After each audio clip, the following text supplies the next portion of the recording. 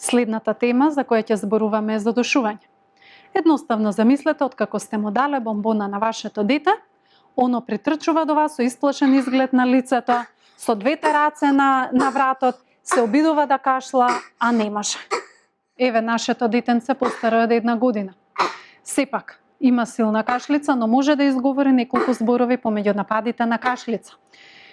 Ќе го стимулираме да кашла или ќе му помогнеме? Едноставно, со едната рака го придржуваме и удираме 5 пати силно и отсечно помеѓу лопатките.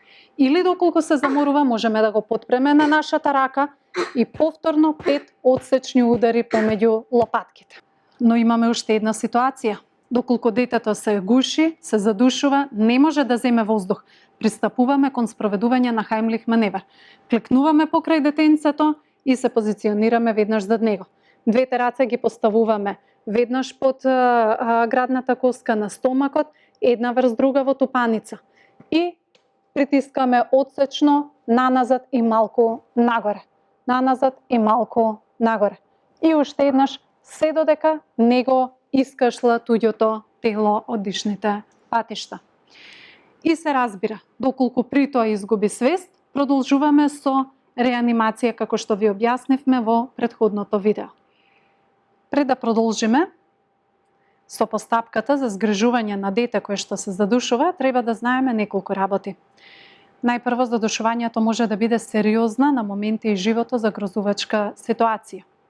Кога настанува задушување кај малите деца? Најчесто заради заглавување на туѓо тело, односно предмет, делови од играчки или храна во устната шуплина, па дури и подлабоко во дишните патишта. Но исто така може да настане задушување и поради локален оток на ждрелото од било која причина. Запомнете една работа, дете кое што не диши и не е реактибилно, не може да ги заштити дишните патишта од секрети или од повратени маси. Дете кое што не може да земе воздух, не може да зборува, тешко диши, тешко зема воздух, се држи со двете раце за врат. Тоа е тој некој универзален знак кој што ни кажува дека нешто не е во ред со дишните патишта и со дишењето кај детенцето. Детенце кое што се задушува, но може да земе воздух, може да кашла и да изговара зборови помеѓу нападите на кашлица, тоа детенце треба да го стимулираме да кашла, на тој начин организмот се обидува да го изфрли туѓото тело.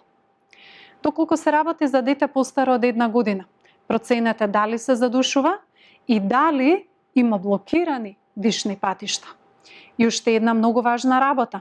Не ја проверувајте устната шуплина на слепо за присуство на туѓо тело, доколку не видите такво. Доколку детето може да кашла и може да изговара зборови помеѓу нападите на кашлица, стимулирајте го да кашла. Доколку има потреба, само може да спроведете 5 отсечни брзи удари помеѓу лопатките на грбот и едноставно да го утешите и да го смирите. Доколку детето не може да кашла и не може да зборува, а вие не сте сами, во тој случај друг ќе повика помош, а вие ќе пристапите кон спроведување на Хаимлих маневарот. Исто така, доколку при тоа детето изгуби свест, ќе продолжите со постапката за реанимација како што ви опишавме во претходното видео. Со реанимација ќе продолжите се до возвраќање на свеста кај детето, односно изфрлање и искашлување на туѓото тело или до пристигнување на помошта, на брзата помош.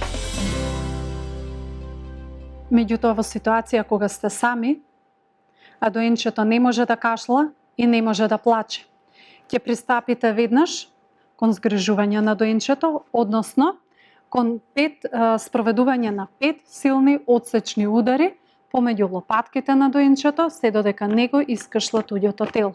Па дури после тоа ќе повикате помош. Следно ќе ви покажеме како тоа правилно се спроведува. Значи го поставувате доенчето на вашата подлактица, со показалецот може евентуално да ја фатите долната вилица, да ја отворите, палецот и третиот прст одат на брадата на детенцето, а останатите 2 прста на рамото.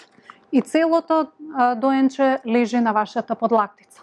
Подлактицата ја поставувате малку подклекнувате во оваа позиција, искосени сте на страна, не сте напред свртени на страна и подлактицата ја поставувате на вашата надколеница. И сега може да спроведеме 5 отсечни удари помеѓу лопатките. Доколку не го искашлало туѓото тело се уште, во тој случај само го префрлуваме детето на другата рака. Прво ја позиционираме раката, го префрлуваме детето на другата рака и таа ја подпираме на нашата подколеница. Повторно, како што објаснивме, со техника на 2 прста, спроведуваме компресии на градниот кош.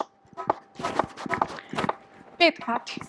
Доколку нема подобрување во состојбата, не го искашлало туѓото тело, во тој случај повторно го враќаме на другата рака и ја спроведуваме техниката на 5 удари помеѓу лопатките. Истото ова може да го спроведете и во седечка позиција. За крај на ова видео, само да повториме неколку работи кои што се многу важни. Не ја проверувајте устната шуплина за присуство на туѓо тело доколку не сте виделе. Немојте тоа да го правите на слепо. И уште една работа. Циклусот удари помеѓу лопатките и компресии на стомак, односно на градниот кош, се спроведува 5:5. Значи тој сооднос е 5:5.